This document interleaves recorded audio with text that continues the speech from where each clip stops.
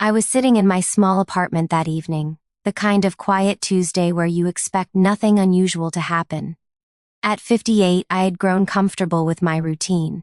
A cup of tea after work, some light reading, maybe a phone call with an old friend. My name is Robert Chen, and I had spent the last 7 years working as an accountant at a mid-sized firm, living modestly and helping my family whenever they needed it. My phone buzzed. A message from my Uncle Martin, my late father's younger brother. Martin was 65, retired, and living in Florida. We didn't talk often, maybe once every few months, usually around holidays. The message was brief. Robert, I think you need to see this. I'm sorry. There was a video attachment. My heart started beating a little faster. Sorry? Sorry about what? I clicked on the video. The screen filled with a familiar scene. My sister Patricia's living room. I recognized the cream-colored walls, the family photos on the mantle, the large sectional sofa I'd helped them pick out 3 years ago. There was Patricia, 54, sitting with her husband Gerald, a heavy-set man of 56 with thinning hair. Their daughter Melissa, 28, sat cross-legged on the floor, and their son Brandon, 25, lounged in the recliner. They were laughing, talking. And then I heard my name. Robert thinks he's so generous, Patricia said, her voice dripping with sarcasm. Playing the big hero, paying our mortgage. My hand trembled. I had been paying their mortgage for 6 years. 6 years. After Patricia's bakery failed and Gerald lost his job in the recession, they were going to lose their house. I stepped in. I told them it was temporary, just until they got back on their feet. But temporary became permanent, and I never complained. They were family.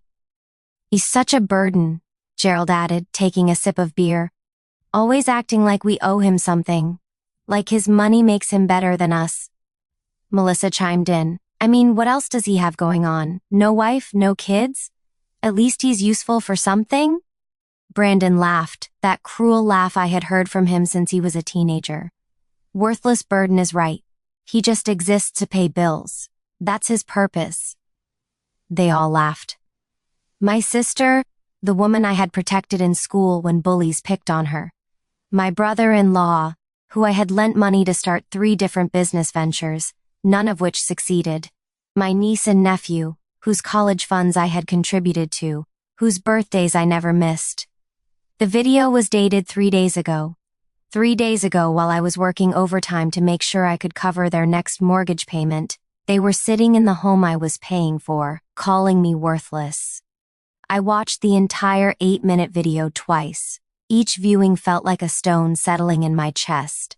Uncle Martin had been visiting them and had recorded this conversation from the guest room upstairs where they didn't know he could hear them. He had debated sending it to me for days. He explained in a follow-up message, but decided I deserved to know the truth. I didn't sleep that night. I lay in my modest bedroom, staring at the ceiling, replaying every sacrifice I had made. The vacation I canceled to cover their property taxes. The newer car I didn't buy because they needed a new roof. The retirement savings I had depleted to keep them comfortable. By morning, I knew what I had to do. I called my bank first thing. I asked them to prepare a detailed accounting of every mortgage payment I had made on Patricia's house. The dates, the amounts, everything. Then I called a lawyer, someone I had worked with on client cases. I needed advice, but I didn't call Patricia. Not yet. That weekend, I drove to their house. It was a beautiful Saturday afternoon, the kind where families barbecue in their backyards and kids ride bicycles down the street. I pulled into their driveway, my hands steady on the wheel. I had spent 3 days processing my hurt, and now I was calm. Clear, Patricia answered the door with a bright smile. Robert, what a surprise. Come in, come in. Gerald was in the backyard, grilling burgers. Melissa and Brandon were there too, a full family gathering. They greeted me warmly, hugged me, asked about my week. It was all so normal, so false. We sat on the back patio, the smell of charcoal and meat in the air. We made small talk about work, about the weather, about nothing important. And then, during a lull in conversation, I reached into my bag and pulled out my laptop. I wanted to show you all something, I said quietly. I turned the screen toward them and pressed play. Their faces appeared. Patricia, Gerald, Melissa, Brandon, in their own living room saying those words. Worthless burden. She owes us. He's useful for something. The color drained from Patricia's face. Gerald's jaw tightened. Melissa and Brandon looked at each other, then away. The video played in full. 8 minutes of them mocking me, dismissing me, reducing my years of sacrifice to nothing more than an obligation they felt entitled to. When it ended, the only sound was the sizzle of meat on the grill. Patricia started. I held up my hand. Let me speak first. My voice was steady, not angry, just tired. I have paid your mortgage for 6 years. 72 payments. That's over $180,000. I did it because I love you. Because you're my sister. Because when Dad died, he asked me to watch over you. Patricia's eyes filled with tears, but I couldn't tell if they were genuine. I canceled vacations. I drove an old car with a broken air conditioner through 3 summers. I worked holidays and weekends to make sure I could help you, and I never asked for gratitude. I just wanted to help my family. Robert, we didn't mean... Gerald tried. Yes, you did, I interrupted. You meant every word. And that's okay. I needed to hear it. I needed to know how you really felt. I closed the laptop and pulled out an envelope. This is a letter from my lawyer. Starting next month, I will no longer be making mortgage payments on this house. You have 30 days to make arrangements with your bank. Patricia gasped. You can't do this. We'll lose everything. No, I said calmly. You'll lose the house I've been paying for while you called me worthless. There's a difference. We're family, Melissa said, her voice rising. Exactly, I replied. We are family, and family doesn't treat each other the way you treated me. Family doesn't mock the person sacrificing for them. Brandon surprisingly said nothing. He just stared at his hands. I stood up. I'm not doing this out of anger. I'm doing this because I finally understand my worth, even if you don't. I'm 58 years old. I have maybe 10 good working years left. And I'm going to spend them building a life for myself, not maintaining yours. Where will we go? Patricia asked, tears streaming down her face now. I don't know, I said honestly. But you're all adults. Gerald, you're 56. You can work. Melissa and Brandon, you both have jobs. You'll figure it out. Just like millions of other families figure it out. I walked back through their house, the house I had saved, and I felt something unexpected. Lightness. For the first time in years, I felt free. The next few weeks were hard. Patricia called me dozens of times. I didn't answer. She sent long text messages, alternating between apologies and accusations. I read them but didn't respond.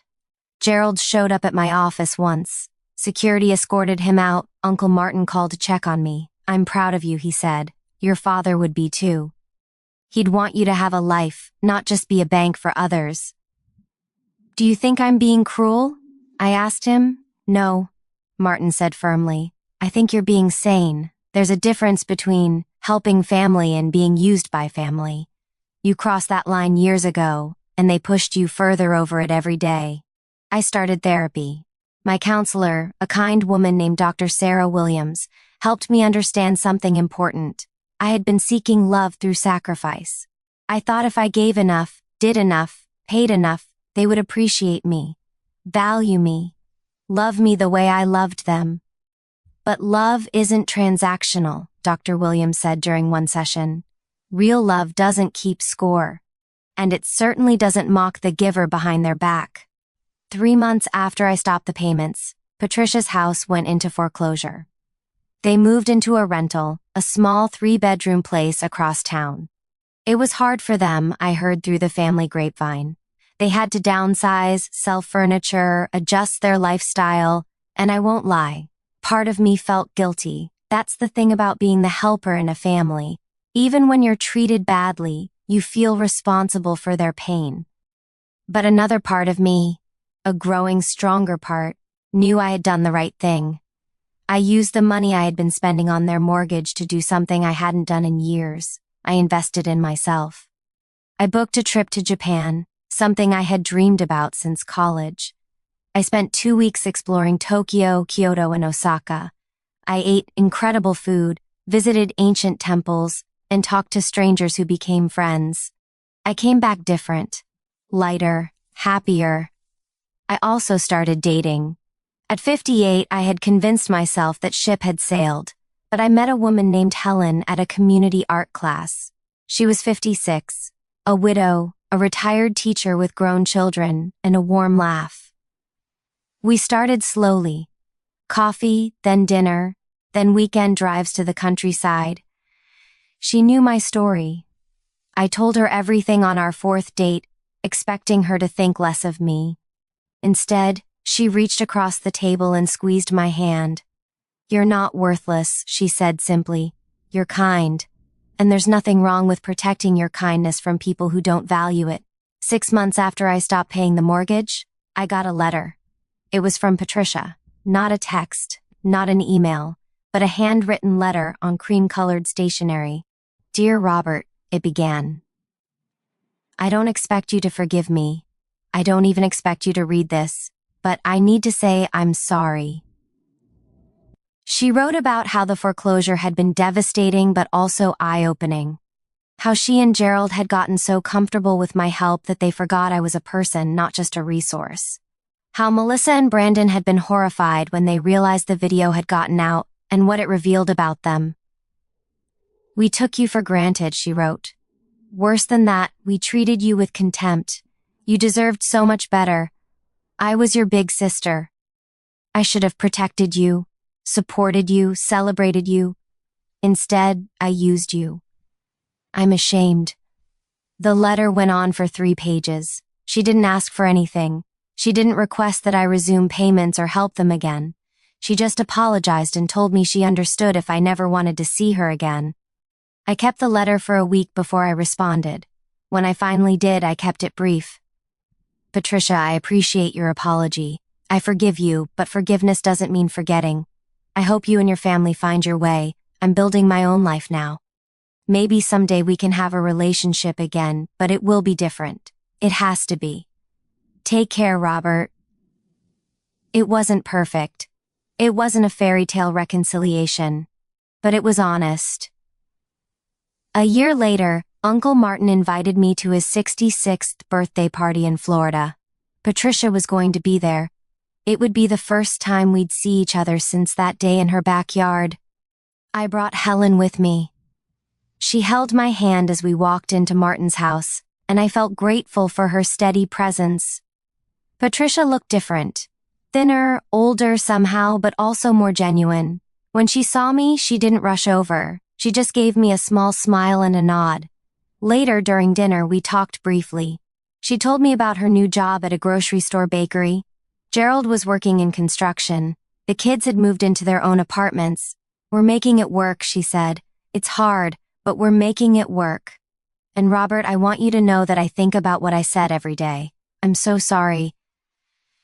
"I know," I said. "Thank you for saying it again. It wasn't much, but it was a start. Not a return to what we were, but maybe the beginning of something more honest." Helen and I got engaged on my 60th birthday. We had a small ceremony with close friends and Uncle Martin. Patricia sent a card with a genuine congratulations. She didn't ask to come, and I didn't invite her. Maybe someday, but not yet. Now, at 61, I look back on that video as a strange kind of gift. It hurt terribly, yes. It shattered my illusions about family and sacrifice. But it also freed me.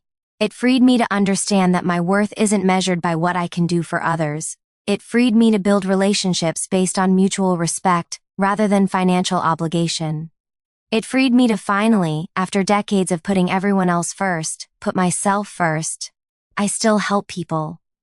That's who I am. But now I help from a place of strength, not desperation. I help because I choose to, not because I'm afraid of being unloved if I don't. And the most unexpected thing? I'm happier now than I've ever been. Helen and I are planning to travel through Europe next year. I'm teaching accounting basics at a community center on weekends. I'm building the life I always deserved but never thought I could have.